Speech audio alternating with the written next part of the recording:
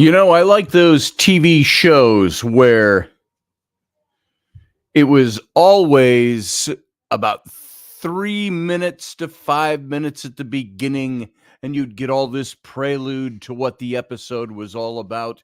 And you think you're deep into the episode already when it stops and it goes, like on Star Trek, it went dun, dun, dun, bum, bum, bum, bum, bum, bum, bum, bum, bum, bum. And then it would go into the main titles. Well, that's what we're doing right now. It's kind of a pre-show, but it's not. We don't really need to do a pre-show because we're no longer on Odyssey Radio. We'll tell you more about that after we start the show, what's going on with Odyssey Radio. So we don't have to do a primer for Odyssey to make sure that we're all up and running and the software is all going, et cetera, et cetera, et cetera. So it may start again automatically tonight, but it's not going to go anywhere, at least on my software here, because I haven't reset the software. There's nothing to pick up the stream over at Odyssey anymore, so we're not going to worry about that. I'll tell you about that in a second, what's going on, and what we're doing from here, which is we're still here, and we're still doing what we're doing, and you'll be able to pick us up on YouTube every day, and until further notice. And that's where most of us watch anyway, because that's where you're going to get the best chat room. So, all of you who are here, thank you for being here. See, here we go. I got my software came up. Subspace is offline. Let's see if I can, while we're in the pre-show, I can just, I've got this all like alarm set, and it automatically starts the show at a certain time of day. And we're just going to stop that. So right there, see, you can hear my slight echo. We're not broadcasting anywhere. So with that, so there we go. It's now 3 minutes after the top of the hour, and we may eliminate the 3-minute pre-show from this point on. But until further notice, very good. Here we go. Let's get this ball rolling. And we got a lot to talk about tonight. So stay tuned as the show begins. And I'll talk to you in just a minute. The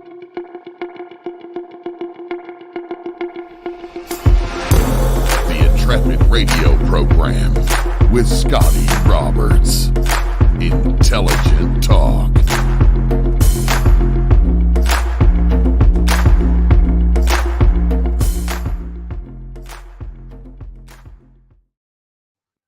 Hey, folks, welcome to the program. I'm your host, Scotty Roberts.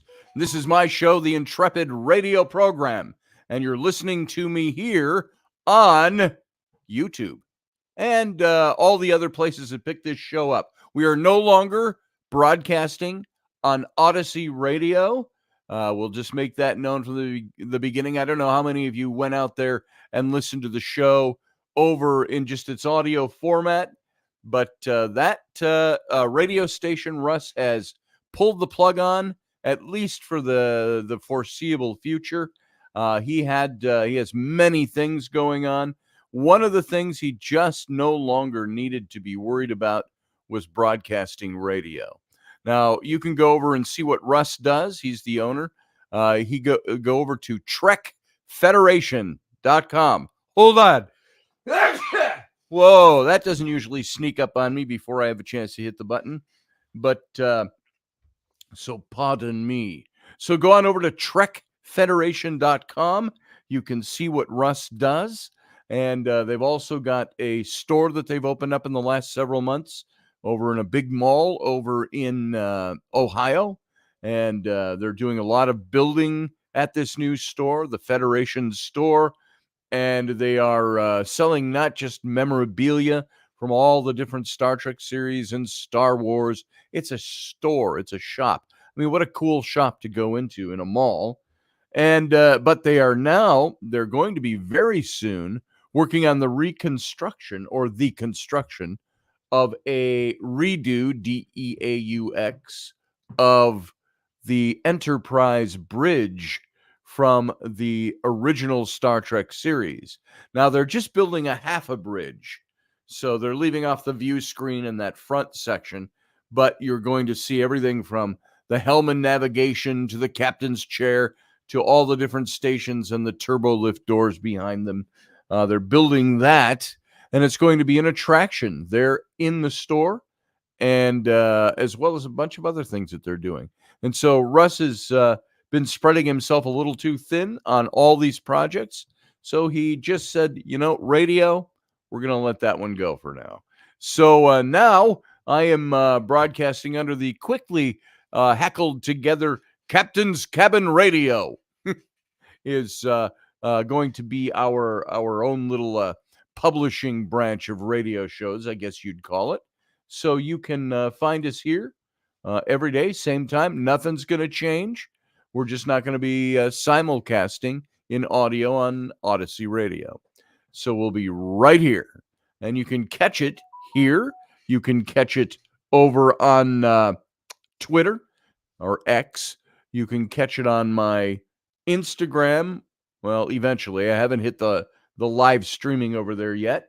You can catch it over on, of course, Facebook in several different places.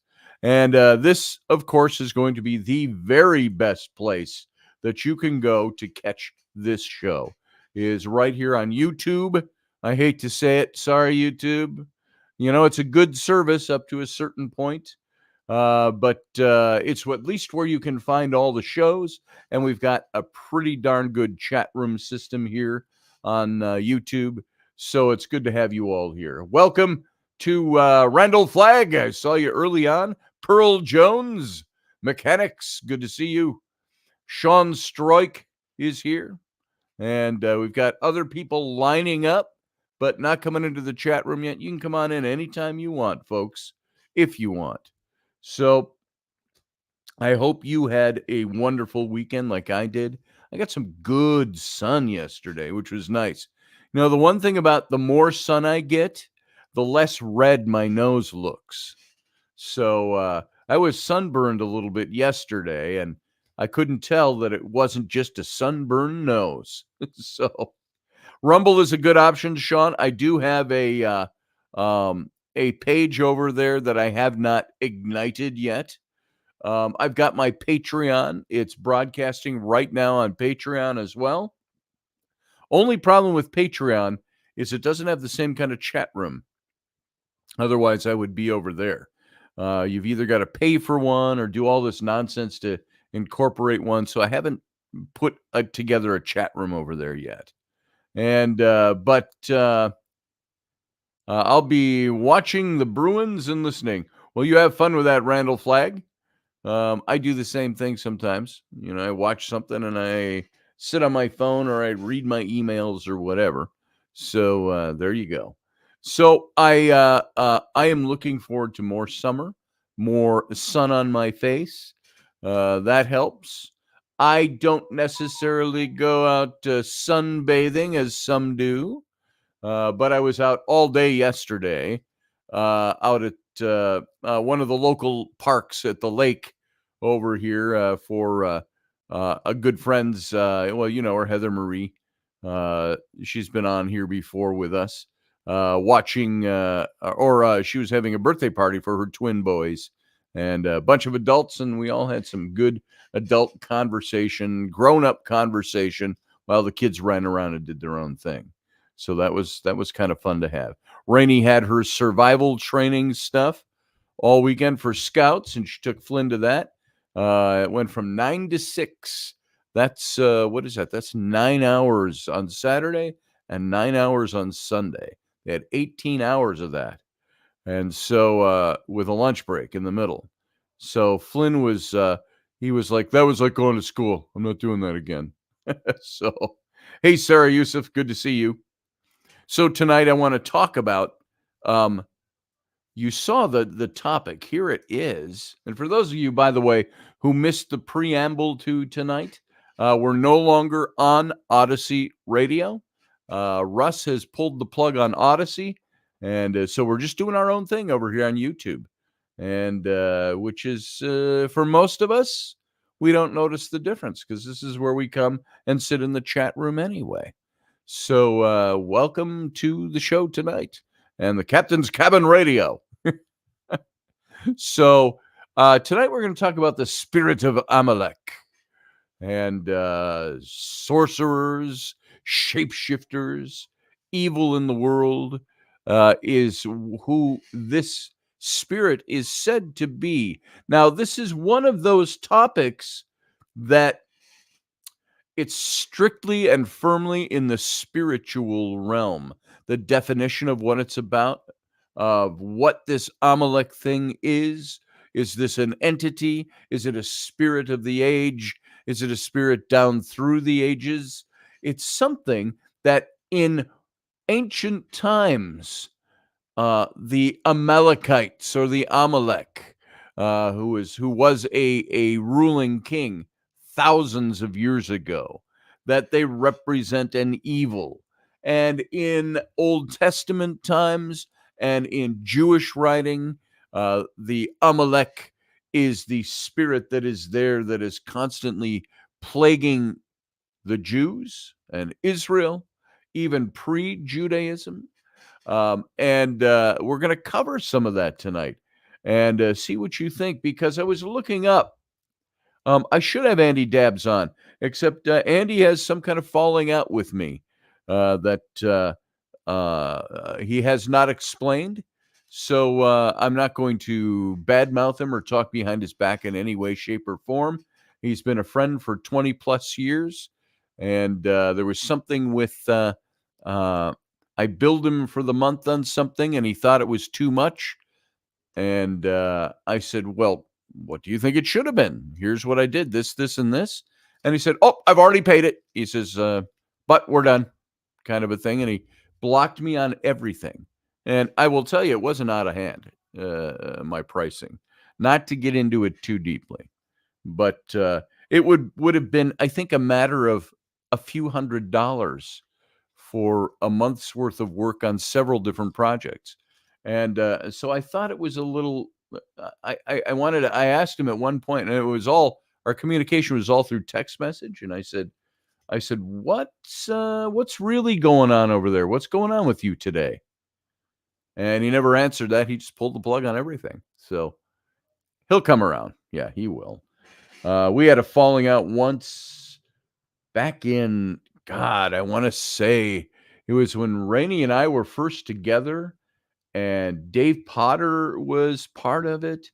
Not part of anything. There was nothing really. It just was all kind of revolving around. Everybody was mad at everybody for some reason. And Andy disappeared for a few months. And then he called me and said, hey, that thing, I'm sorry about that. I had to wrangle this and that with my anxiety and so on. But he's probably not listening to this. But in case he is, I'm not trying to badmouth him in any way. Something happened with him. Something snapped. And it was either I wasn't working hard enough for him. And there were times where I felt like I'm doing an awful lot of little work that I don't normally do for you, for not as much pay as I would charge. But there was the other side where I think he felt that he was keeping me employed. So there was that upside to that. And after a while, it was like he had me doing things that I don't do as my profession. And so there you go. And I did, 7 shirt designs for him. I rebuilt his website. You can still go there. His sites are still the sites I've built. You can go to Andy Dabbs or Anton, A-N-T-O-N, Dabbs.com and see all about him and his book. You can also go to DuluthClothing.com. And no, I'm not ready to move on yet, Sarah. Hold on. I'm finishing this up.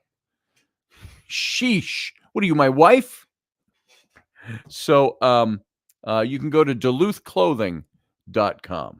And those are sites I built for Andy. And all the design work is mine over there. So you can take a look at that and go support his stuff. Now we can move on.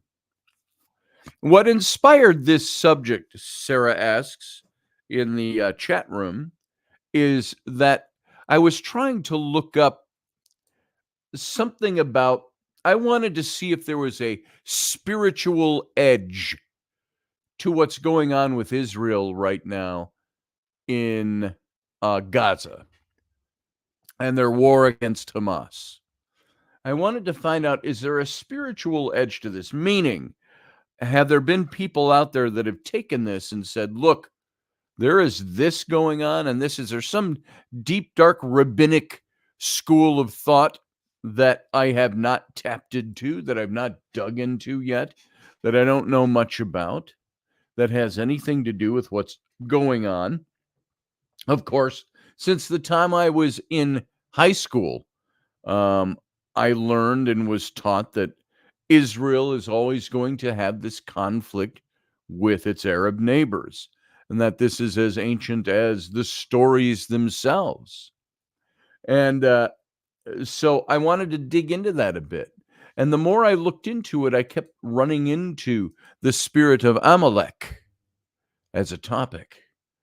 And I thought, what is this all about? Is this like a demonic thing they're talking about, or a spirit of the age, or something that has been given some kind of connotation? So I kind of typed in the search, what does the Amalek stand for in a spiritual sense? And the Amalekites, of course, taken from Amalek, they were sorcerers. According to rabbinic tradition and ancient tradition, they were sorcerers. They could transform themselves, shape-shifting to resemble animals in order to avoid capture. If you look at 1 Samuel 15:3, it was considered, and this is an Old Testament book if you're not familiar with how that goes. I'm just going to type it in here.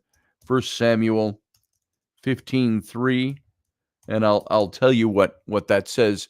Now go and smite Amalek and utterly destroy all that they have. Spare them not, but slay both man and woman, infant and suckling, ox and sheep, camel and ass.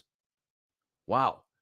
And that's pretty complete. That's the kind of stuff I would look at and I'd say, wow, is that what God was all about?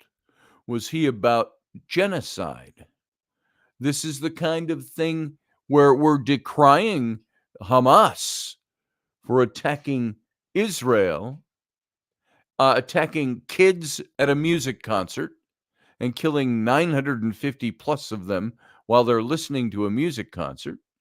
Hamas attacking a kibbutz and killing over 250 men and women and sleeping in their beds, beheading their children, aborting babies in the most horrific way you can think of. You've got some of these members of Hamas that are on videotape admitting to this and talking about it. Some of them even it was almost like some of these videos I watched, there was this, they were acting like it was almost a thing that happened over there. They were talking about being part of it, but they were so detached from it. It was almost like entranced. Some of them were saddened, in tears. Hey, Roy Palvido, good to see you, brother. Hey, Susie Q. And I started looking at that. Yes, and JP timely mentioned that the IDF is currently, this moment, as we're speaking, rolling into Rafah.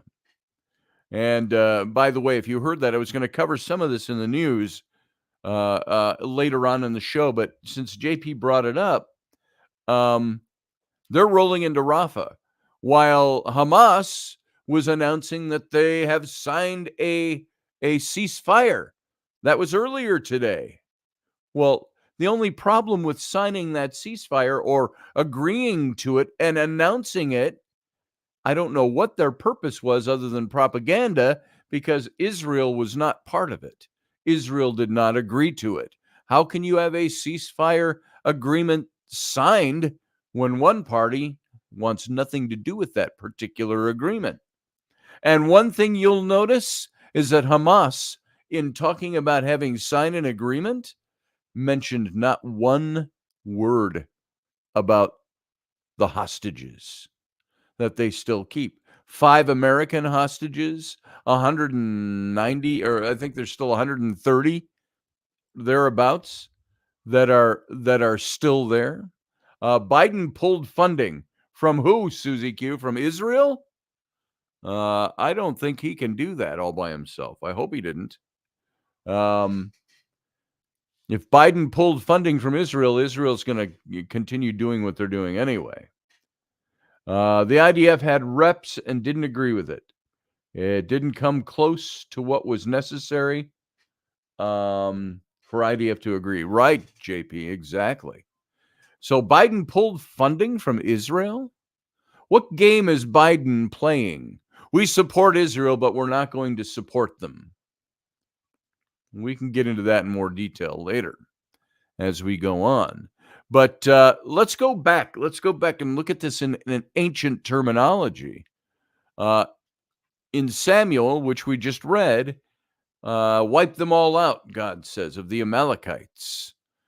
And in Judaism, the Amalekites came to represent the archetypical enemy of the Jews. And this is what the Lord Almighty says: I will punish the Amalekites for what they did to Israel when they waylaid them as they came up from Egypt.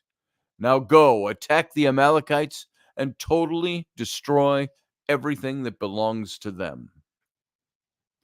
So the Bible presents these Amalekites as living in the Negev area, which is now modern Israel.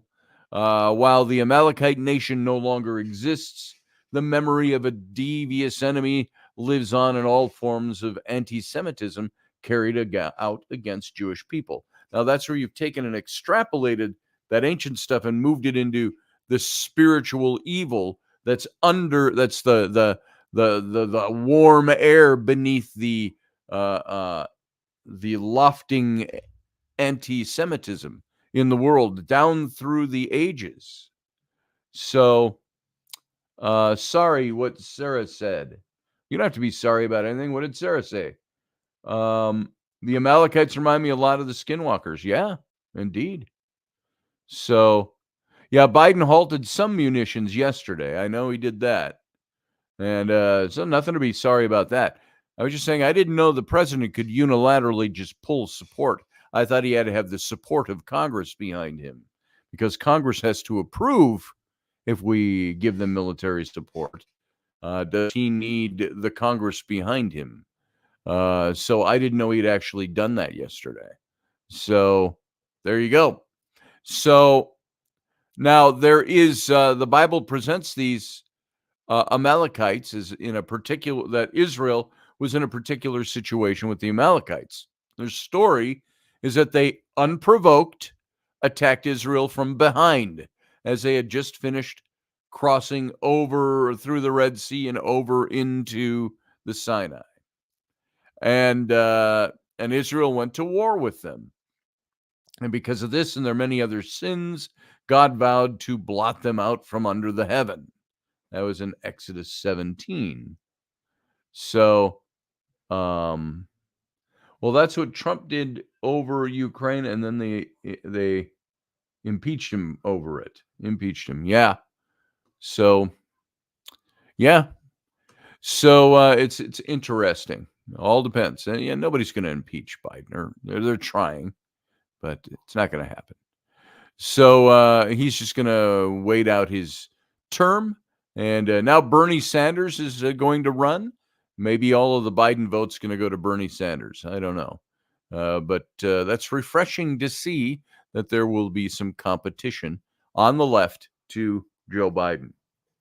So only refreshing in the sense that it's going to decapitate the leftist vote, so to speak.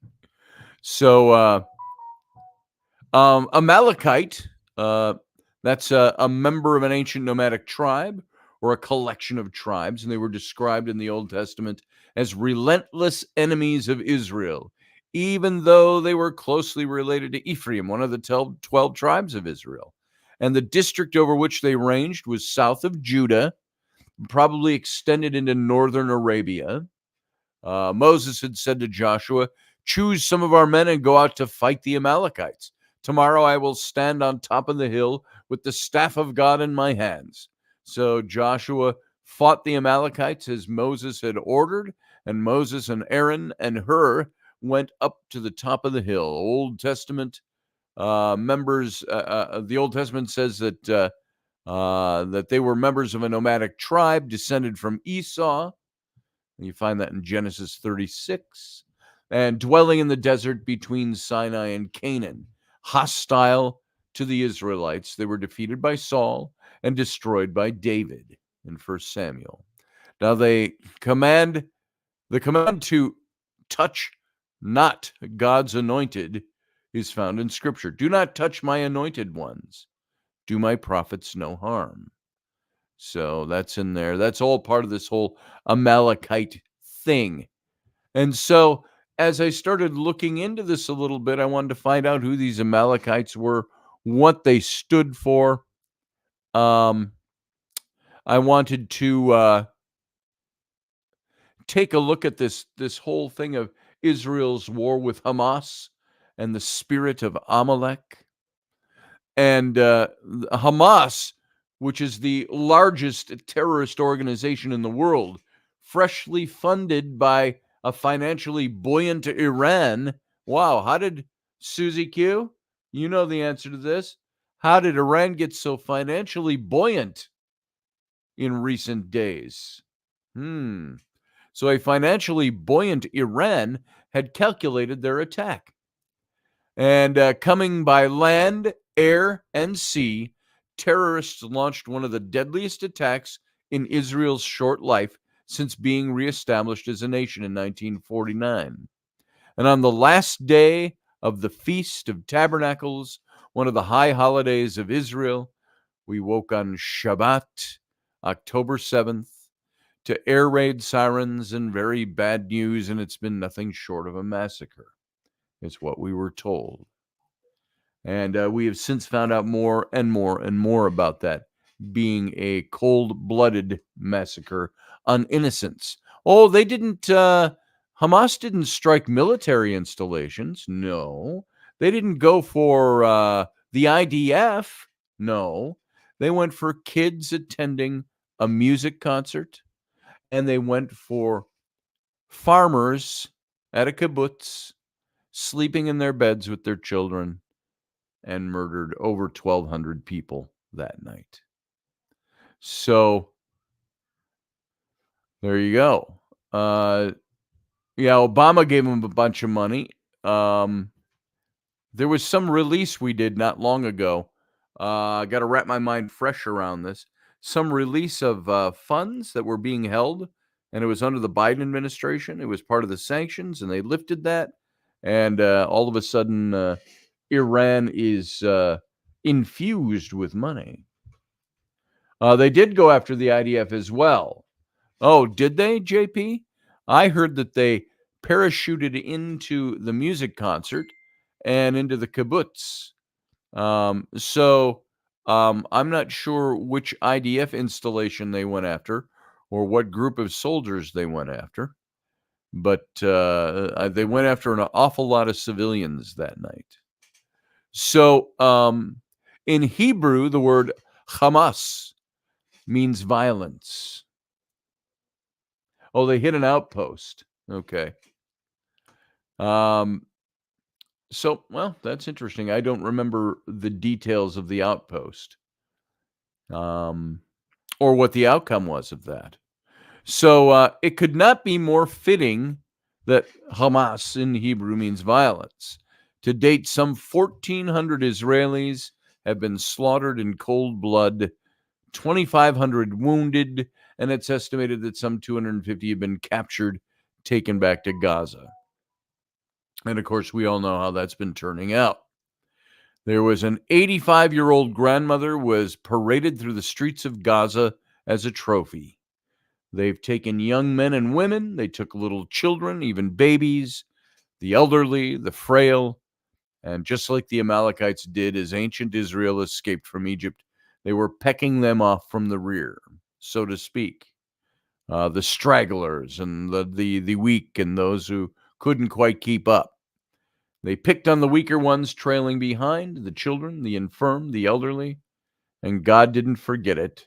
We see that same spiritual hatred of Israel, the Amalek spirit, raising its ugly head once again in our days. And we're not fighting against flesh and blood. This goes along with some of the things I had heard. Now, this is a long time ago, and this is very rudimentary.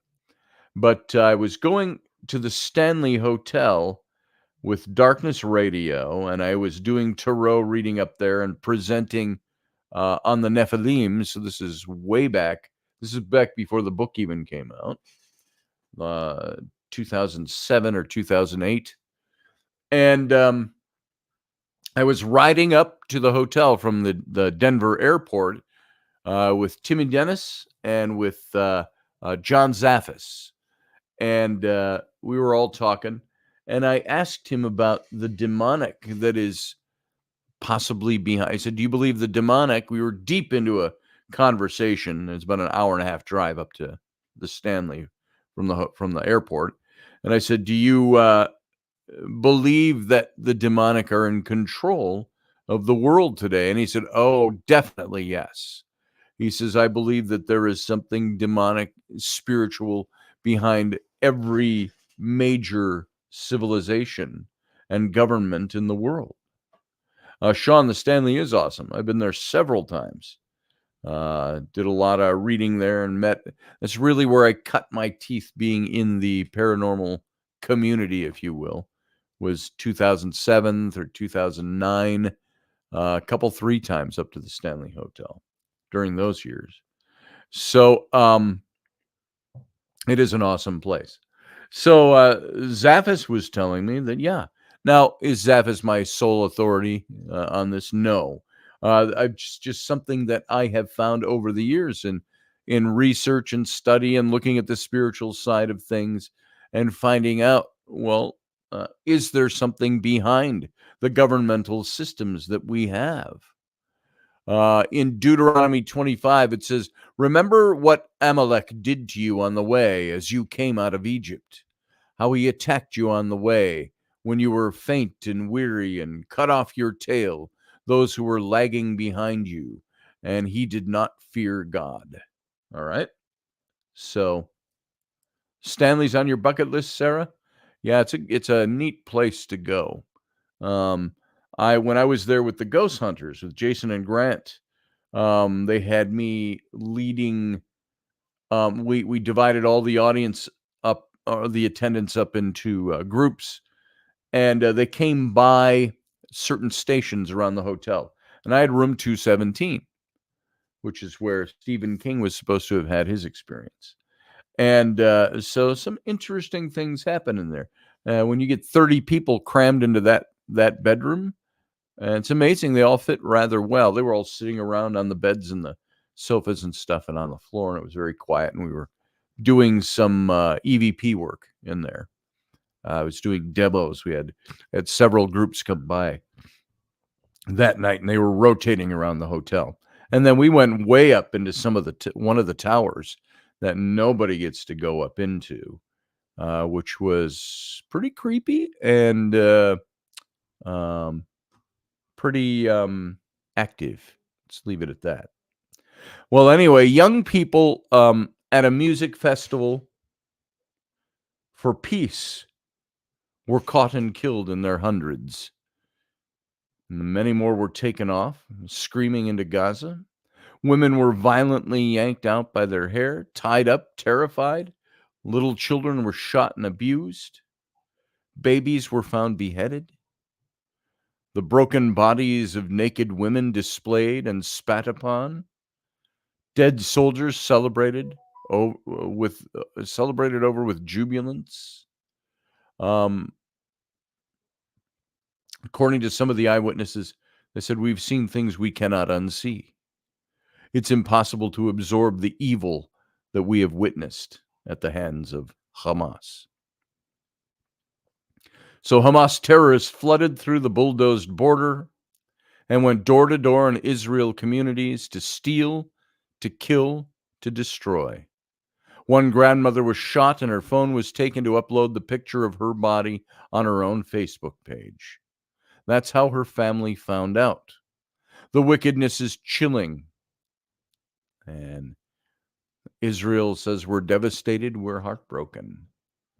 From Jeremiah 9, oh, that my head were waters, and my eyes a fountain of tears, that I might weep day and night for the slain of the daughter of my people. So we've been so moved by the thousands that have been affected by this. Sorry, I got to sneeze.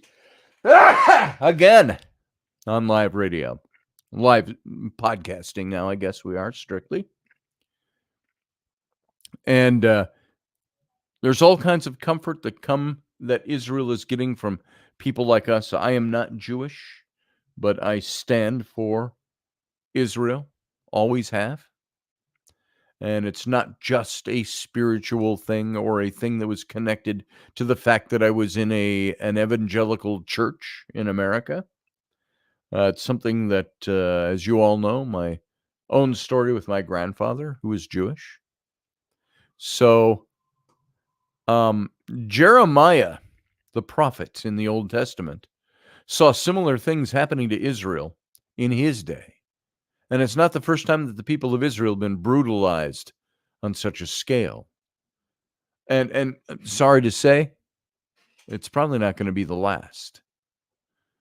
This is an ancient hatred that goes very far back. It's satanic, if you will, for lack of a better way to put it. If you want to put a spiritual cloak on it, it's satanic in nature. Satanic in the purest sense of the word, I'd say.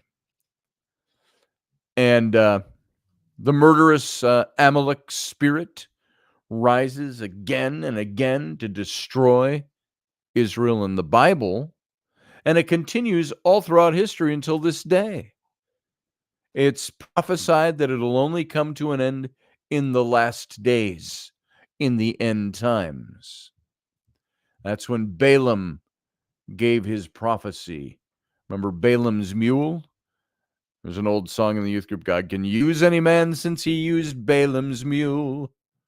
For he is almighty, you know, he does not compel us to go against our will, but he just makes us willing to go. It's a song from the youth group days. But Balaam, the prophet, he was called on by the king to speak against Israel, to throw a curse on them, and he couldn't do it.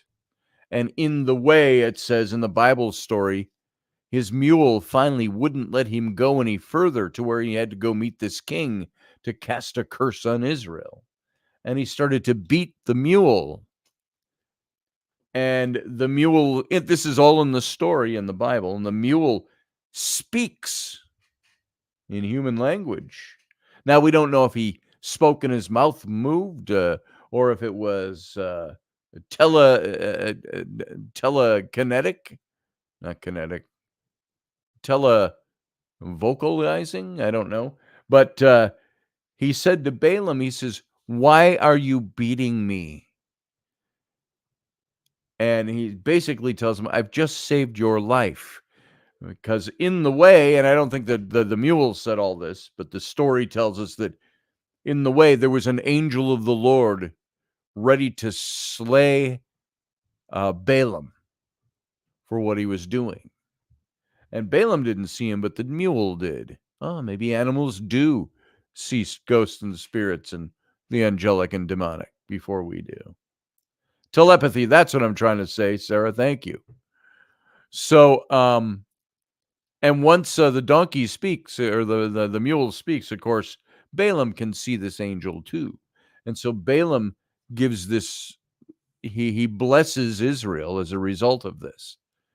It says, and then he looked on Amalek and took up his discourse and said, Amalek was the first among the nations, but its end is utter destruction.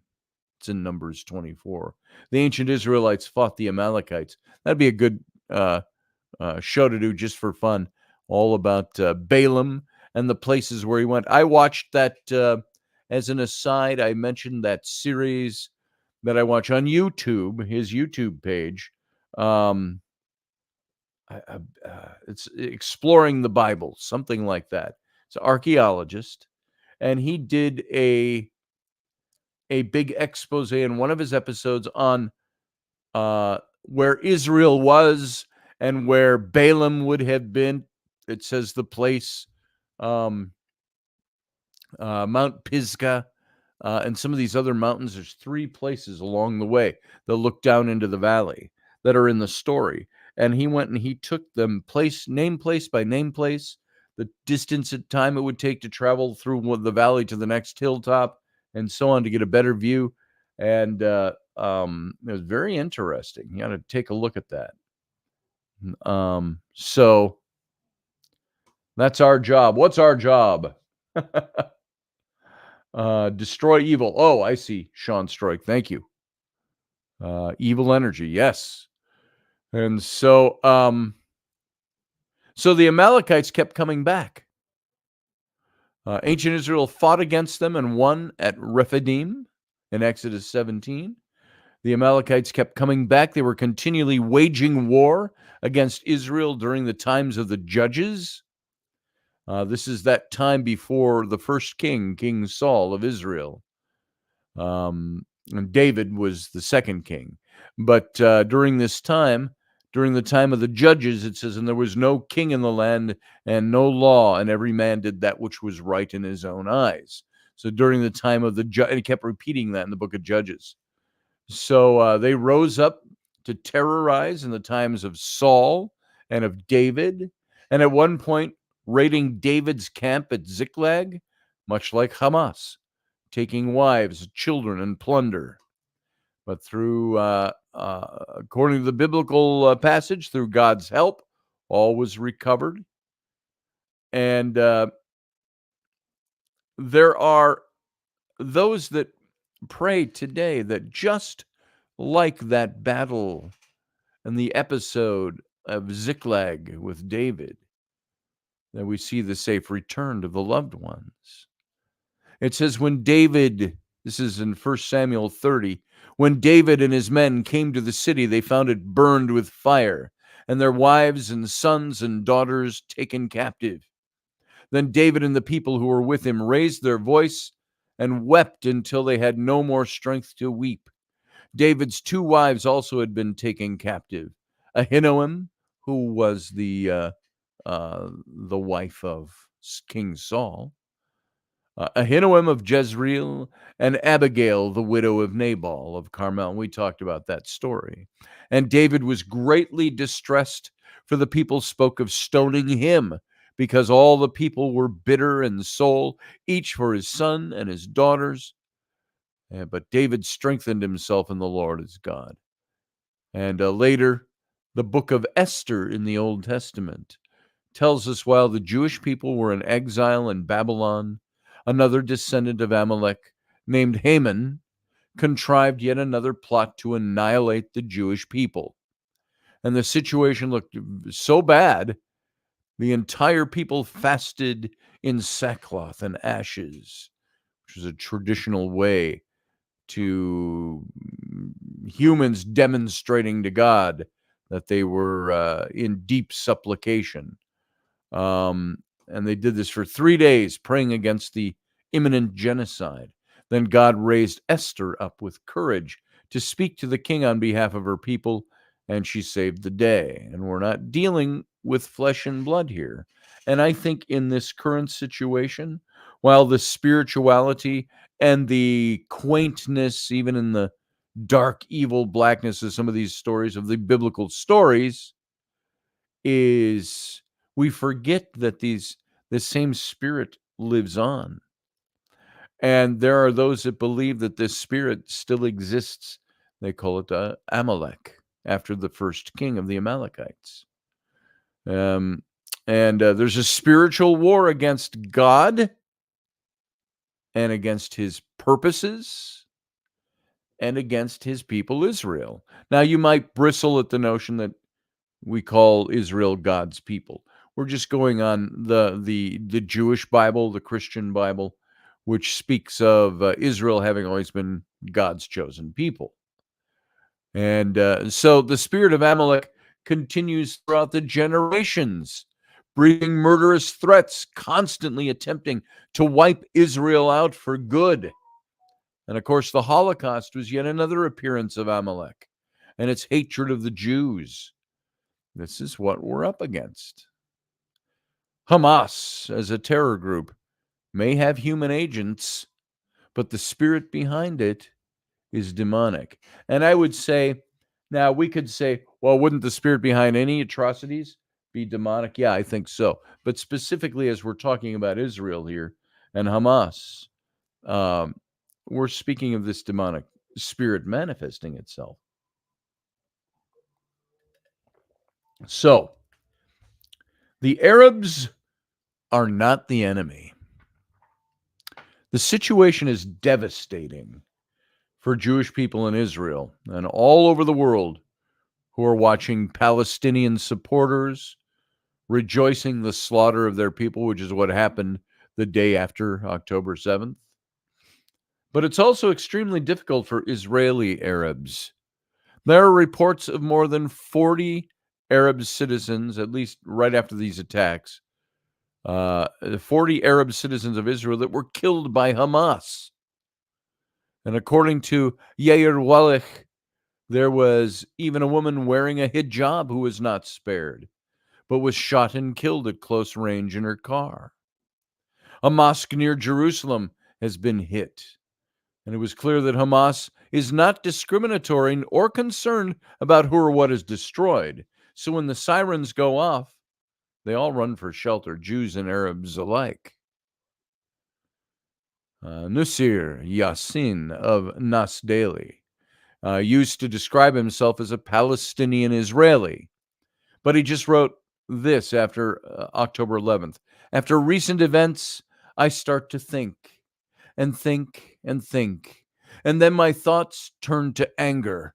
I realize that if Israel were to be invaded like that again, we would not be safe. To a terrorist invading Israel, all citizens are targets. 900 Israelis died so far. More than 40 of them are Arabs. They were Israeli citizens. Killed by other Arabs, and even 2 Thai people died there. I do not want to live under a Palestinian government, which means I only have one home, even if I'm not Jewish: Israel. That's where all my family lives. That's where I grew up. That's the country I want to see continue to exist so I can continue to exist. An Arab Palestinian Israelite. Israeli, I guess, is the term nowadays. So, but the situation between the Arabs and the Jews in Israel is sadly now as extremely tense as it's ever been. There's an estimated 1,000 Gazans that flooded through the broken border. And although 400 Hamas terrorists had been rounded up, there could easily be hundreds that were still on the loose. And Palestinian Arabs in the West Bank have been urged to join the battle to reclaim Jerusalem. And we know from the past that there are plenty who don't need much encouragement. The age-old lie that Jews are storming the Al-Aqsa Mosque is bandied about to stoke fires of rage. And so it can be hard to rapidly tell who is a Hamas terrorist, who is a furious Palestinian wanting to join the fight, and who is just a dentist, a greengrocer, or even a fellow believer. And Arab brothers and sisters feel unsafe, concerned that they'll be wrongly identified as an enemy just because of their accent or appearance. But Arabs are not the enemy of Israel. The enemy of Israel and of our souls is the enemy. This war, and we're speaking on a spiritual realm, this war is a tragedy for the whole house of Israel and all who long to live there peaceably. And you can take this to the uttermost in spirituality and say, bleak as the picture is, it's in every blistering prophecy in the Bible that there is always hope. A secular person I know lamented, there's never ever going to be resolved written about Israel and Hamas or Israel and the Arabs. But I think he's wrong. There's an end in sight, and it's absolutely glorious. God will put all things right, I believe. And in the meantime, we continue moving on. There is so much.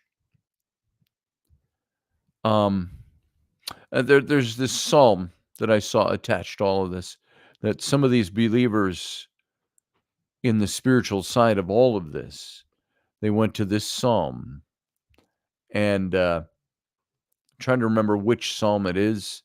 It's just written here. It says, God is our refuge and strength, a very present help in trouble. Therefore we will not fear, though the earth gives way, though the mountains be moved into the heart of the sea, though its waters roar and foam, though the mountains tremble at its swelling. Selah. There is a river whose streams make glad the city of God, the holy habitation of the Most High. God is in the midst of her. She will not be moved. God will help her when morning dawns. The nations rage, the kingdoms totter. He utters his voice, the earth melts. The Lord of hosts is with us. The God of Jacob is our fortress. Selah. Come, behold the works of the Lord, how he has brought desolation on the earth. He makes wars cease to the end of the earth. He breaks the bow and shatters the spear. He burns the chariots with fire. Be still and know that I am God. I will be exalted among the nations. I will be exalted in the earth. The Lord of hosts is with us. The God of Jacob is our fortress, Selah. And there's so much more. I've got so much more material on this Amalek. You can call here now at any time you want. That's not the end of my material. This is just a good breaking point at the moment. But I can put this into the chat room, and you can now come in almost any time. I say, hey, if you got a question or you got a comment, come on in. And when I see you here, I'll bring you in. But I was looking at a little more than this.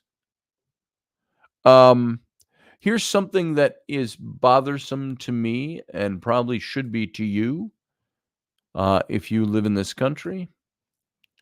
And that's there are more open doors. Biden mulls opening a refugee program to Palestinians from Gaza.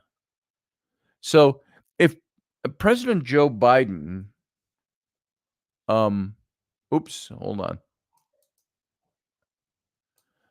Oh, I just hit the wrong button there. Sorry. So if Biden wants to help the suffering Palestinians trapped in Gaza, he would airlift them to the United States, he says. To the United States?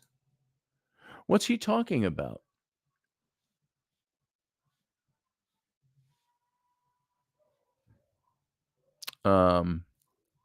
That was the lead of a column that ran in January, where I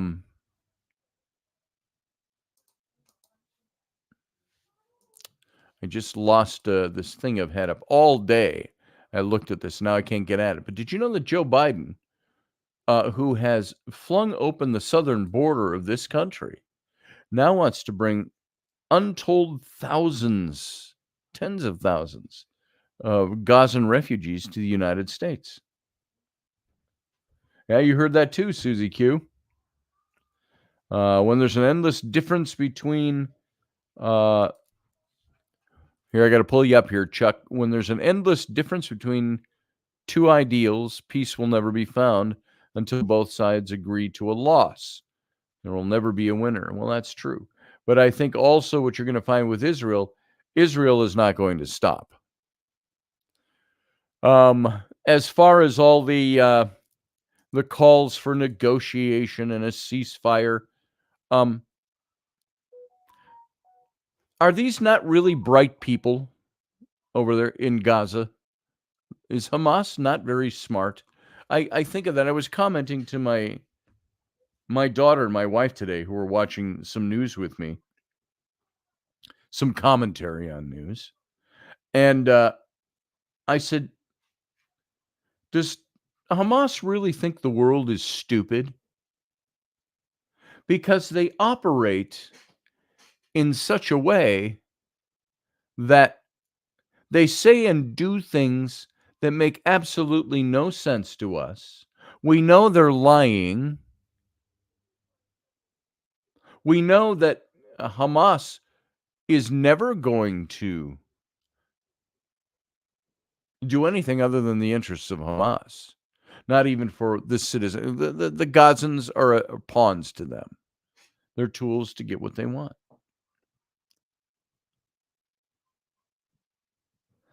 And why are we, as the United States, under the leadership of Joe Biden, willing to take all these Gazans in, or Palestinians, they say?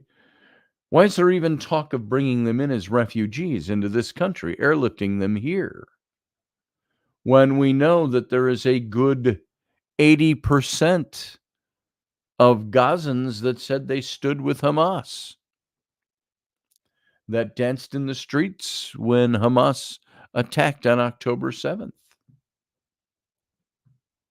Is that why are we going to fling our doors open to them? Now, maybe it will never happen. I think this is part of the pandering of Joe Biden, who cannot come down clear on either side of the issue. He's trying to play both sides, and I think this is losing him a lot of support. Do you know that there were a lot of the supporters of the Biden campaign are also financial supporters of the protests going on the college campuses? This was a big deal, found out just very recently. Not uncovered. It's not like it was being all that hidden. It's that just nobody knew until recently. Biden campaign. Let me find you an article on this. Supporters pay for Palestinian protests, so we'll call it. Here, several other groups involved in pro-Palestinian protests are backed by a foundation funded by Susan and Nick Pritzker, heir to the Hyatt Hotel empire, and supporters of Biden and numerous Democratic campaigns, including $6,600 to the Biden Victory Fund a few months ago, and more than $300,000 during the 2020 campaign. They are supporting and involved in funding the pro-Palestinian protests. And it just came out, as some of the news says here, it just came out that many of the protesters are backed by Biden backers. Biden's biggest donors are also funding the big political challenge for him, because they're funding this. And so what's Biden going to do? He needs that money to keep coming in, and that support. He doesn't want to lose the young, mindless, mindful of sap vote. So he wants to go along with the Palestinian protesters. But he doesn't want to lose the older vote, and he doesn't want to give up saying we support Israel. But he's not. Pro-Palestinian demonstrators rocking college campuses have made it clear They aren't relenting anytime soon. And activists say they plan to carry on well past graduation and into the summer. And the unrest on campuses pushed some schools, including Columbia University and the University of Southern California, to cancel campus-wide graduation ceremonies. The rapid escalation, do you cancel your ceremonies, or do you arrest the people breaking your rules? The rapid escalation of these protests in recent weeks shocked many. However, an analysis by a Wall Street Journal found many of these college students spent the past months coordinating with and being coached by well-established left-wing activist groups. Go figure. According to the report, groups like the National Students for Justice in Palestine, the Palestinian Prisoner Solidarity Network, If Not Now, Jewish Voice for Peace, and former Black Panthers worked heavily with some of these college students to make their demonstrations more effective and potent. Now, the longer these protests continue, the more they threaten the president politically. Last week, Senator Bernie Sanders warned this could be Biden's Vietnam, a reference to, of course, Lyndon B. Johnson, deciding not to run for re-election in 1968 amid anti-war protests. Bernie Sanders said, President Biden is putting himself in a position where he has alienated not just young people, but a lot of Democratic base. He just said that the other day. Politico finding some of the deep pockets who financially back these activist organizations are also some of Biden's biggest donors.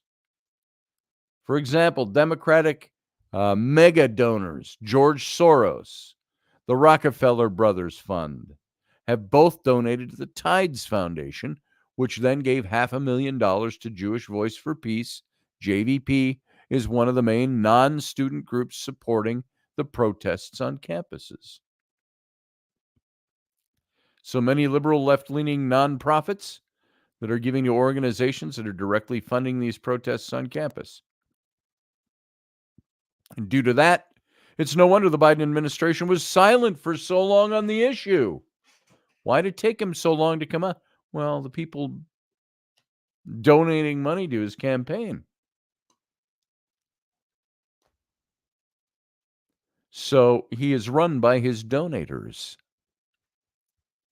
Well, at least the people running him are run by the donations.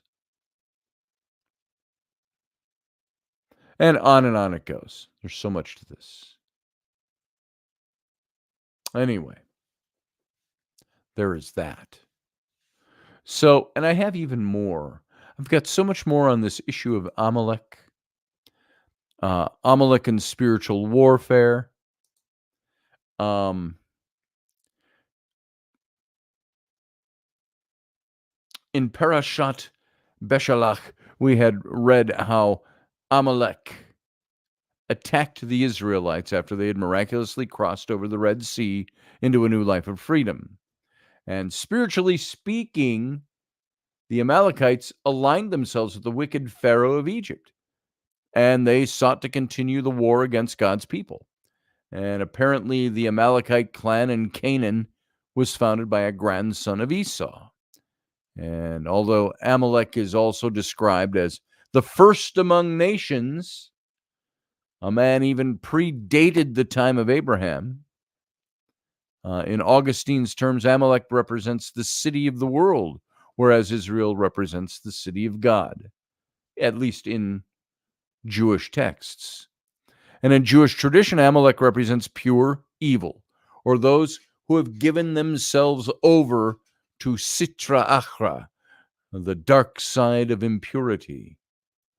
And the name Amalek begins with the letter Ayin, symbolizing the eye, and equates 240 in gematria, the same value for Safek, meaning doubt, and for Rem, meaning haughty. And Amalek therefore represents the evil eye of doubt, or even the severed eye. And when you remove the ayin from Amalek, you get Malek, which is a verb that means to chop off or to sever. So, understood in this way, Amalek represents spiritual blindness, acting arrogantly in the world, and therefore God vowed perpetual warfare against Amalek. The hand is on God's throne. God shall be at war with Amalek for all generations.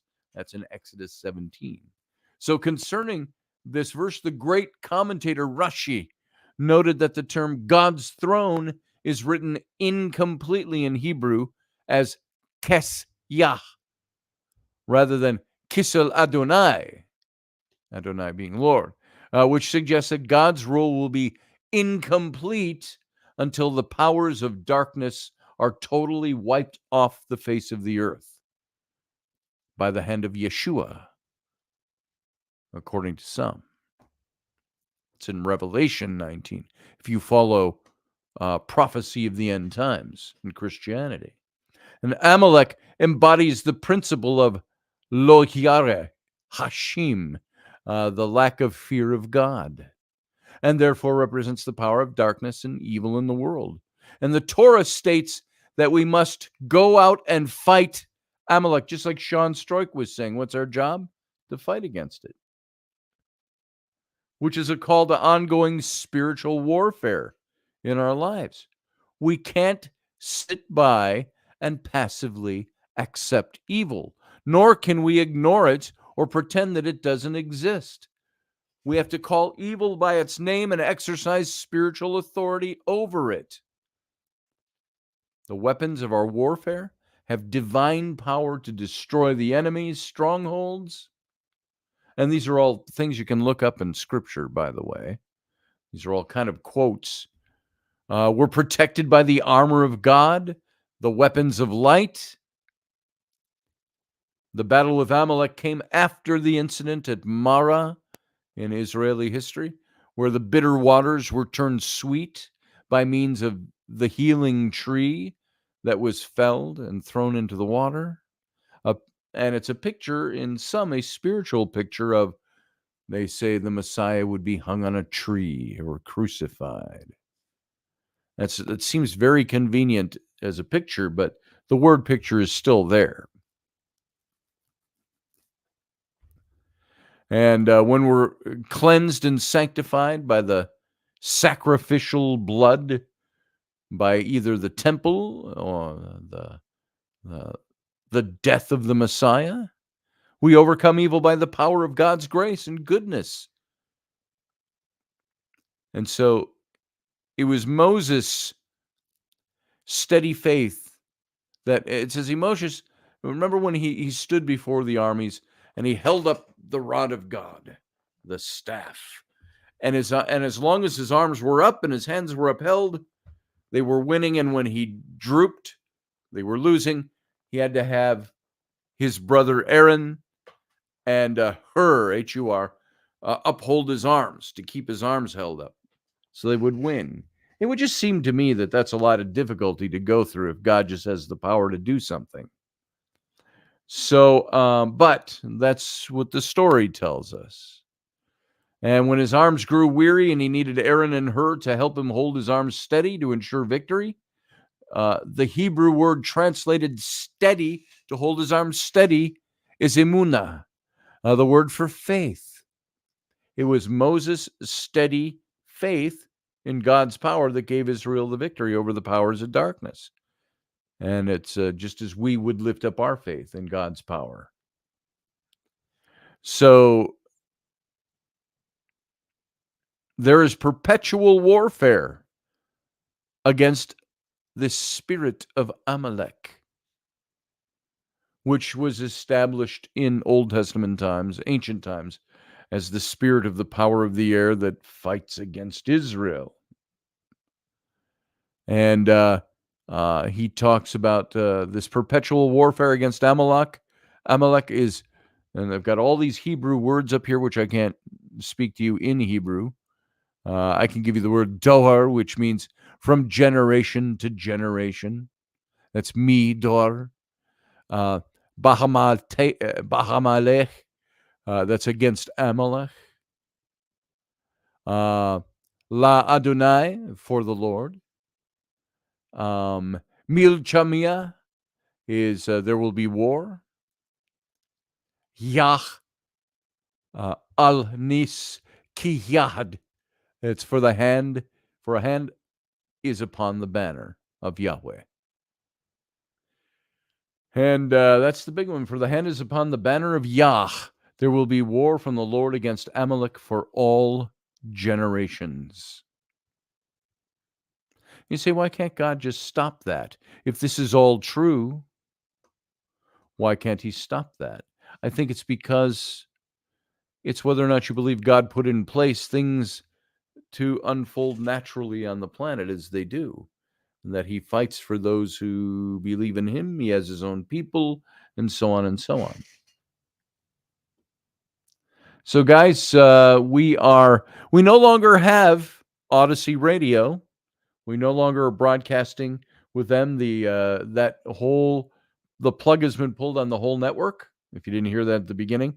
So there is no real end to the show on the radio. We don't have to say goodnight to the radio audience anymore. We're all just here. Good night, Susie Q. Get some rest. It's now 10:12 my time, 11:12 out east. And so what are your thoughts? You got anything you want to add to this? You can call in. I put the link in. Here it is again. There's our link if you want to call into the show. Some of my plans for the near future is to start bringing in more guests again, so we can now not worry about some of the technical issues we had broadcasting the stream to the radio station. We can now just do that directly again, and I think that will be fun to get some of the guests in that I've talked to over the years. And you know how this show originally started in its current form was back in about 2010, when I would do an hour of political commentary and then a second hour of the show with a guest from the paranormal world. And I had many, many guests on during those days. And I wonder, I may have given y'all a link to that before. I'm trying to remember. I think it was at Planet Paranormal, where I had, I know Bob Davis, if he's out there listening, he owns Planet Paranormal, used to own Planet Paranormal. I've got to see if, that's his Facebook page. I was going to see if I could still tap into that and give you a link to that. I know it's out there, but you can listen to some of those old shows. They're kind of fun. I did a lot of talking about Obama, of course, and all of that stuff. So it's out there somewhere. I'll get you. I'll get a link one of these days, and you can even listen to some of those old radio shows. So I'll ask Bob Davis about that, and if we can still get a link to those things. So, here's JP. Let's bring him in. JP, how you doing? I'm doing all right. Doing all right. What's shaking, man?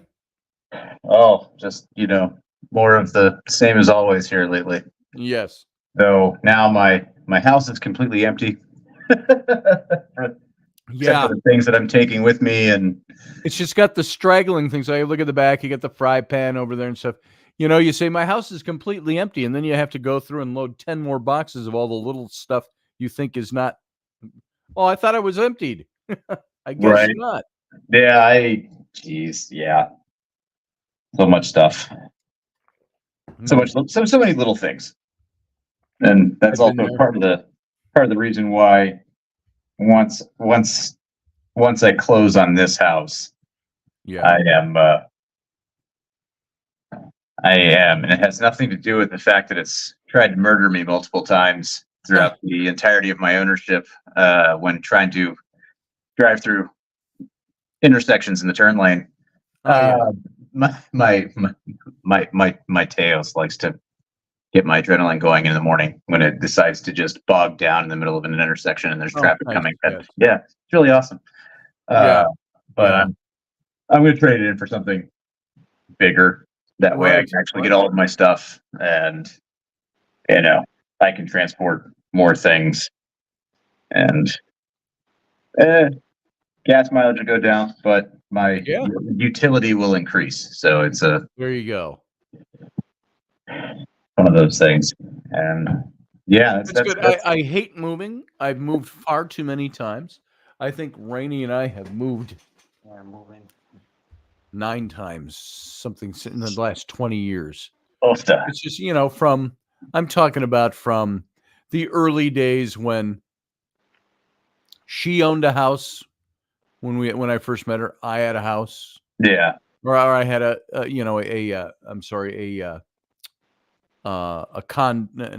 townhome. Mm-hmm. Then I bought the house next door and moved into the house. She still had her house. Then my mom moved and told us we could have her house if we wanted to take over the payment. So we moved there. We moved our 2 households into that. Yeah. Then we bought the ranch. Then we moved out to the ranch. Then we lost the ranch and moved into town. Then we went from there to a better house up where we are now. And from there to another place before this. And then, it's just nightmarish when you think about it all the times. It really is. We got to be professional movers after a while. Yeah. It's I don't want to do it ever again. It's exhausting. It truly is exhausting. Yes.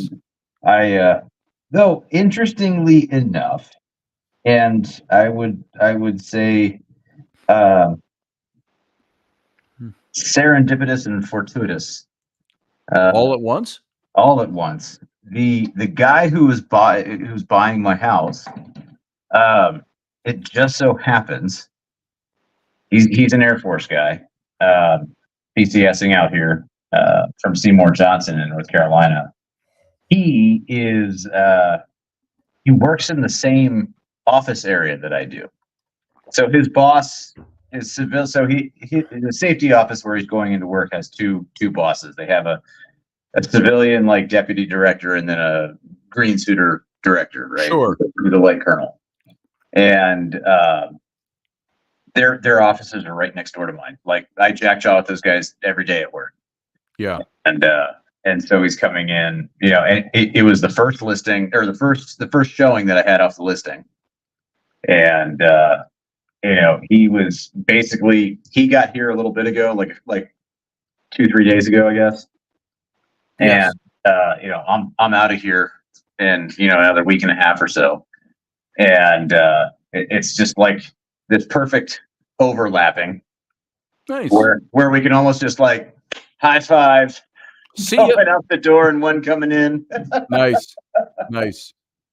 So it's it's like that works out well, Yeah. Just, we got Matthew Sainsbury joining us too. How many times have you moved, Matthew Sainsbury? Household.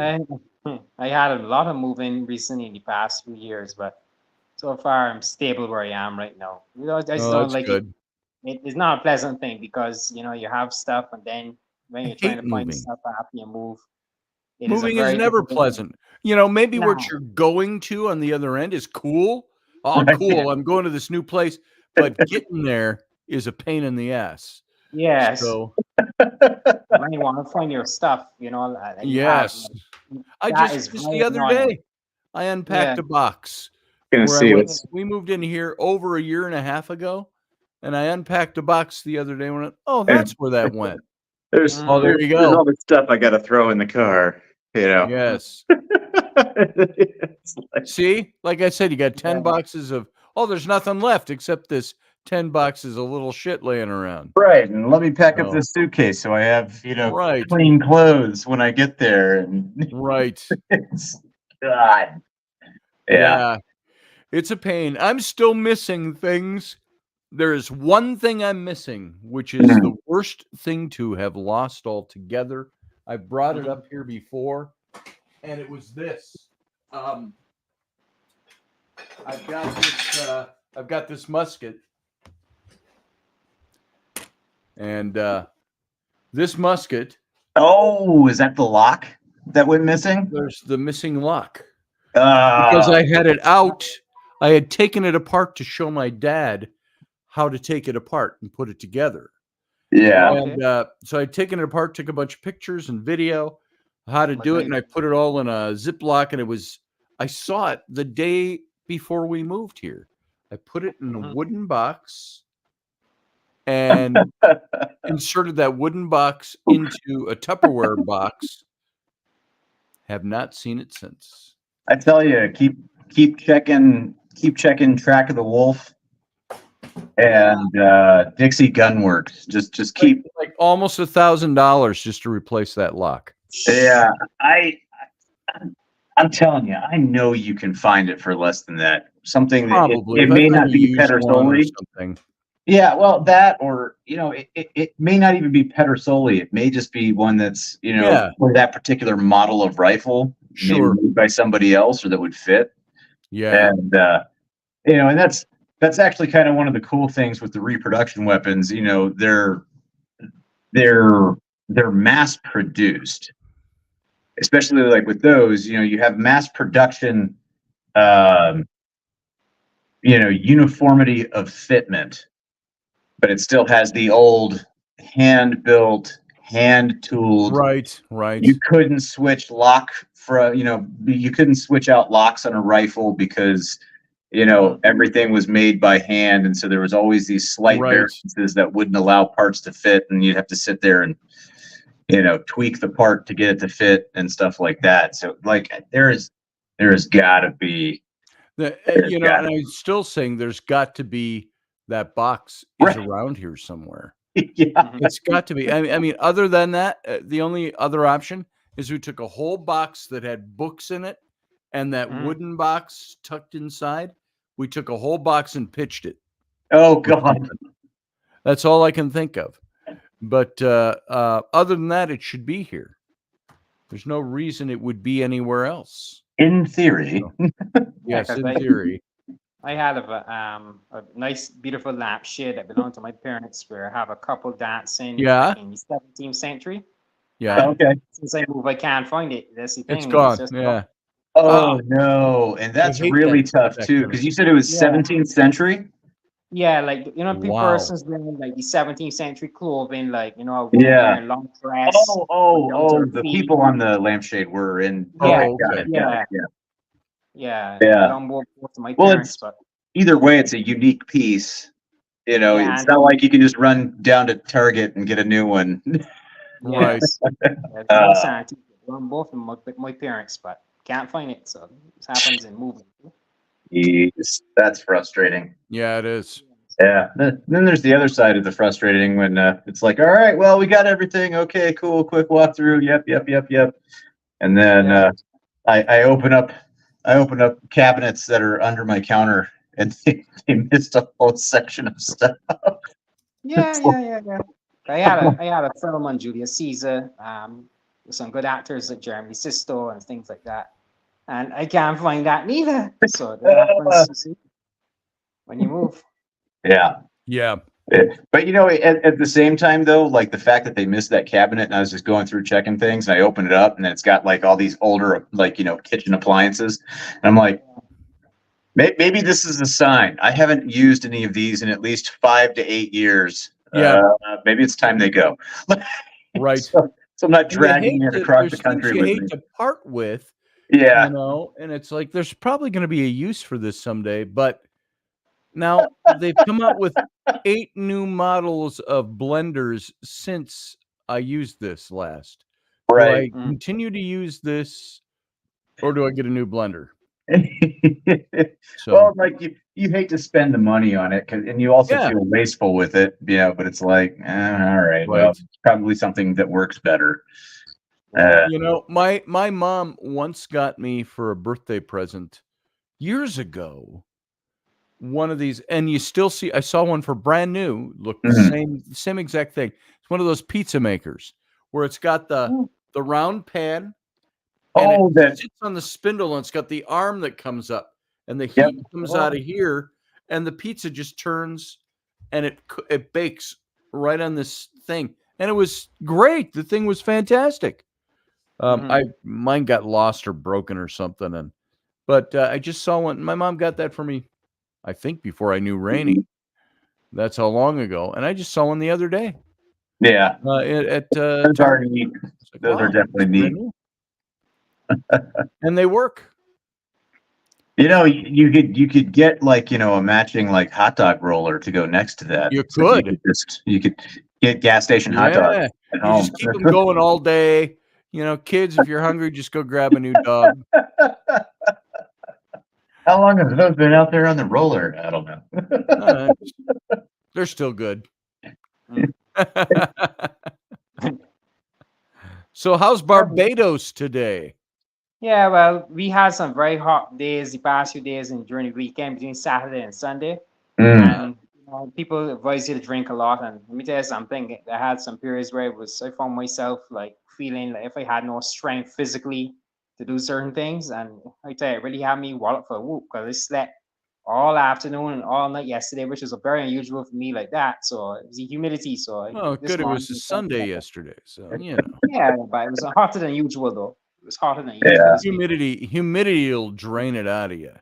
You know, Yeah. Oh, hot is one thing, humid is another. yeah. Oh yeah. So, Well, that's like, it's hilarious up here in North Dakota. You get people, and yeah, we're close to a river, right? We have the Red River runs yeah, right by yeah. the town. And so we do have kind of higher than normal levels of humidity than like other places in North Dakota because there's a Yeah. big water source. Sure. But it's like you hear the locals being like, "Oh, it's so humid." Me being a guy that's lived in southern Alabama, northern Right. Alabama, southern central Yeah. Missouri, Virginia, like places that are just humid. Yep. Yeah. Like, Really hot. it's like Virginia, yeah. It's like you guys don't know what humid is. Shut up. Yeah. Yeah, you know, when we Perspective, went man. to I know this sounds like a hardship, but when our family went to Disney World a couple of years ago, Yeah. it was like, "Oh my God, it's hot here today." It's a good thing I'm wearing shorts and flip-flops. But you know, you can't walk. I did learn you can't walk 8 miles in flip-flops. No, no, no. So Well, I mean, you can. you You're not going to can. be happy at the end of it, but All depends if you have No. hobbit feet or not. But are you the dad that wears like calf length socks yeah, and yeah. sandals while Baffling you're sucks, out in the yard? compression socks for the blood flow to my feet. You, And they you have to say be things black. like, "How about this heat?" How about that heat? No, I'm kind of I'm a shorts and I wear moccasins all the time. These here, look at these. I love these things. This is what they look like. It's this kind of shoe. Ah, You know? yes. Yep.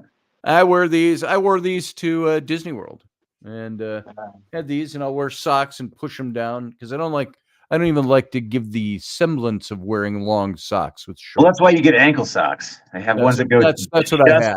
just over the top of the ankle, so you can't really Even when I get the tell. short crew, I push them down, so they're just over the top. Or I have the little slip-on socks, that go up just past your ankle. Right. And, I wore those at Disney World with shorts and t-shirts, and it was fine. But Well, man, they have the zip side, so you won't lose it on the log flume or on a roller coaster. that's right. Like you would have flip flop potentially. It's like, why would I want to get wet on the flume when it's 100 degrees and high humidity? It's like you'll never be dry the rest of the day. You'll eventually dry out, but you'll still be miserable the entire time. Oh, yeah. The whole time you're drying out. Yeah, right.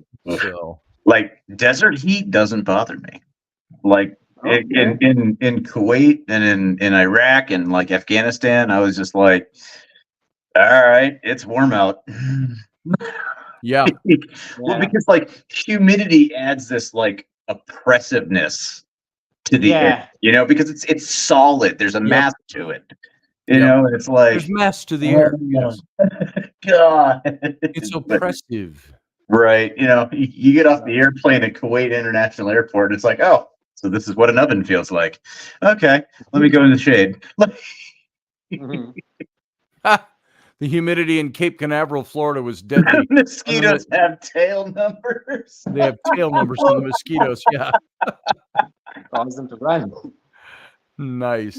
You think the ones at Cape Canaveral are bad? You've never seen the ones that are at Fort Polk, Louisiana, at the Joint Readiness Training Center. Those you have to shoot down with anti-aircraft Look at a map guns. of the United States. Anywhere I'd want to serve militarily, you take everything from about Texas. Now you're going to see it backwards because I'm doing Right.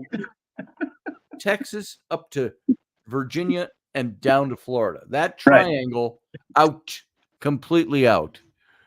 Well, it was interesting. So when I was at flight school at Fort Rucker, like there were literally days that we couldn't fly because the humidity was so bad that you basically start off at, I think Cairns Army Airfield was something like 490 feet above sea level or something like that, right? Right. But so you have your physical altitude, and then you have what they call a pressure altitude, right? And because the higher you go up, the less pressure there is, right? Yes. And the humidity and the temperature would be so bad that your pressure altitude, you'd be sitting at like 490 to 500 feet above sea level. But when you went and looked at your instruments to set your pressure altitude off of the weather report, you would already be at like 1,000 feet pressure altitude. Nice. And stuff like that. So like you couldn't even, if you started pulling up on the collective and adding torque, you'd watch your torque gauge. You want to keep it in the green, right? You have continuous operation in the green, and then you have a yellow zone where it's like you've got 15 minutes operation, and then red, no more than 5 minutes operation, right? And you're pulling in you're pulling in collective, so you're making the angle of the blades increase, so you're biting into the air to get lift, and the pressure altitude is so high that you're not getting the kind of lift that you would normally, and your max performance, your max torque, you would initially start doing your performance planning card to figure everything out, like, okay, my hover torque should end up being at this, right? And you start sucking in the collective, and the next thing this thing's just going up, and you're like, we're not getting light on the skids at all. You're like, pressure altitude's too high. All right, we're canked on this. So it's easier to get your lift in dry air? Yes. So like perfect kind of flying stuff for helicopters, cold, dense air. Because the blades can bite into it. It can generate a lot of lift. But remember, as air gets hotter, everything expands, right? And then the humidity within the air, like the water doesn't react the same as air does when it's flowing over the airfoils and everything like that. And so, your air, even though you have all that humidity suspended in it, which the air feels dense, and it is dense, but it's not in a way that will generate lift, is like the best way that I can put it.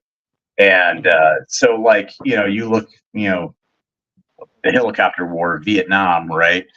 Like all of those helicopters were like operating like coming in low over the rice razor's edge of performance, because such high humidity down in the southern portion, like the Delta regions and stuff like that, where it's just tons of humidity. You'd get, I remember reading stories about guys who'd be like, okay, we've got to get all these beans and bullets out to this, this unit that's trapped in a firefight out in the field someplace, and they're loading up the Halo with ammunition and grenades and water and, supplies. And they have to literally, so when you're moving forward with the rotor disc, you enter, once you hit a certain airspeed, you enter what's called translational lift, right? And the rotor disc begins acting like a regular wing. It's the physics of it. The rotor starts behaving like a regular wing on an airplane. And so they would literally have to basically like skip down the runway on their skids to get a certain forward momentum to make the rotor act like a wing to get the lift to get off the ground. And there was one guy I was reading about, they're way loaded down and he's just skip down the runway. And at the end of the runway, you've got concertina, like triple strand concertina wire. And on the other side of that, you have a minefield and then more triple strand and then jungle. And, he's sitting there skipping down the runway, like, we're getting closer. They're still not entering transitional lift where they can actually start climbing. And like, if you manipulate your anti-torque pedals correctly, so the tail rotor, right, you can offload the energy that's being taken from the engine and transmission back to the tail rotor and basically direct it into the rotor. So you get a little bit more power. And this is what keeps me from falling out of the sky. Yes, absolutely. I'm going to take this 10-ton vehicle up into the air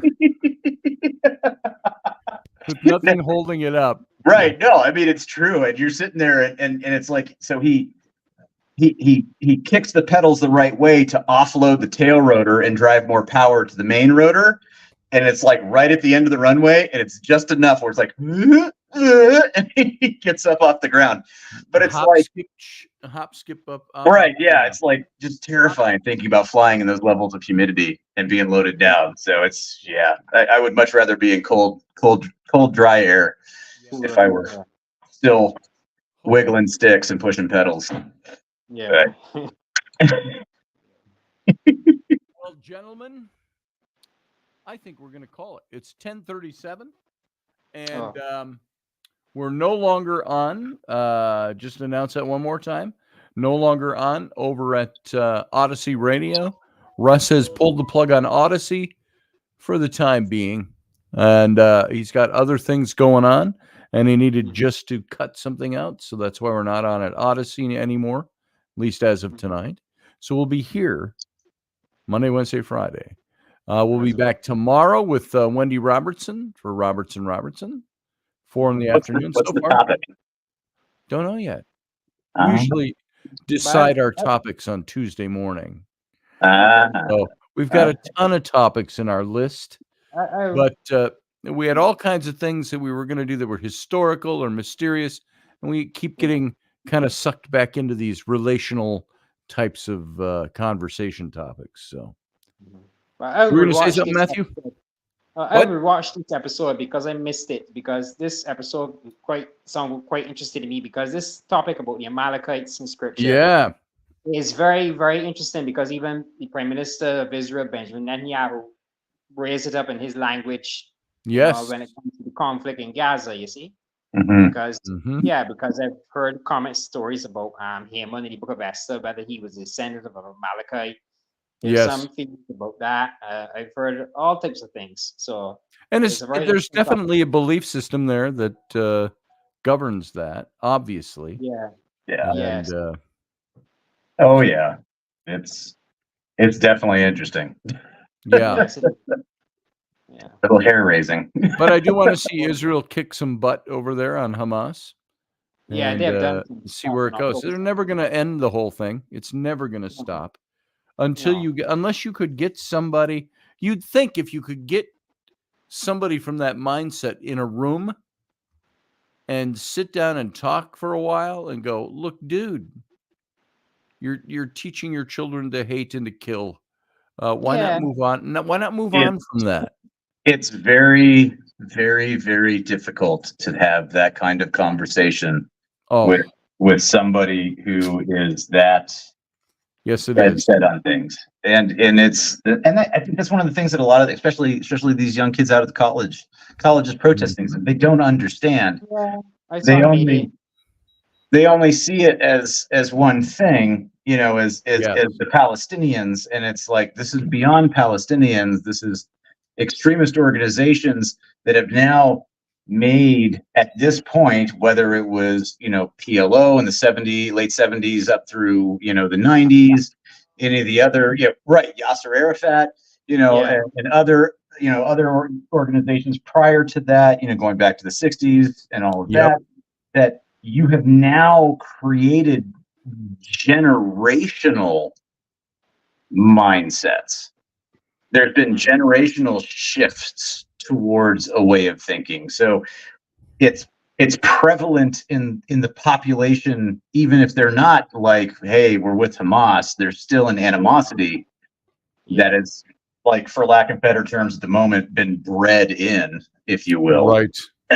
And when you have those kinds of ideologies, you have to find ways to make a reverse generational change, you know, generational change that counteracts that. Yes. Yeah. And so it is a ridiculously long process. Yeah. It's you know, it's going to be very interesting, and I be nice to be able to sit down and have a conversation with some of these college students where it's like, look, you have to understand. I don't think any of them really knows what the hell they're supporting. Right. Right. It's So, but you know, that's if you could get them into a room to have a peaceful, rational discussion. yes. You know, that there's Hamas Charter. The Hamas Charter teaches, you know, people about Nelly in the state of Israel. It talks about if you find a Jew and any rock or any place like that, kill them. All that stuff in the Hamas Charter, you see. So, and the interesting thing about Hamas is that Hamas comes from the Hebrew word which it means violence. right. Yes. Yes. Yeah. Yes. What was that? Where did the yes come from? Yeah, the other yes. Yeah, I don't know. that was weird. That was that you, We, Matthew? we all heard the feminine voice say yes, right? Oh, I did.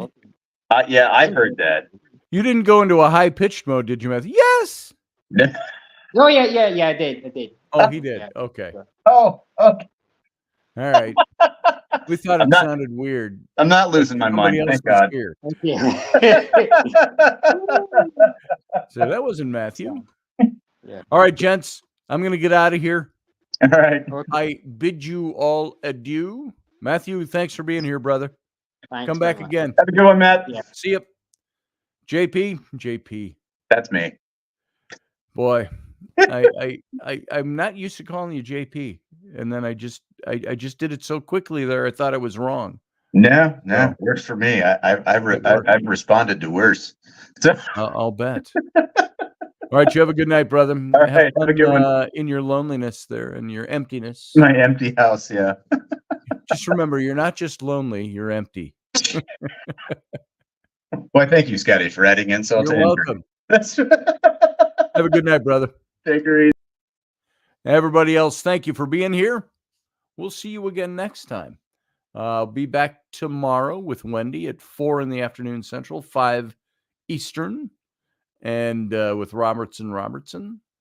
If all goes well, we'll be back. And if not, I will see you again Wednesday. So you all have a good day, or a good night, I should say. And I will see you next time. So take it easy. Let's get out of here. Live long and prosper.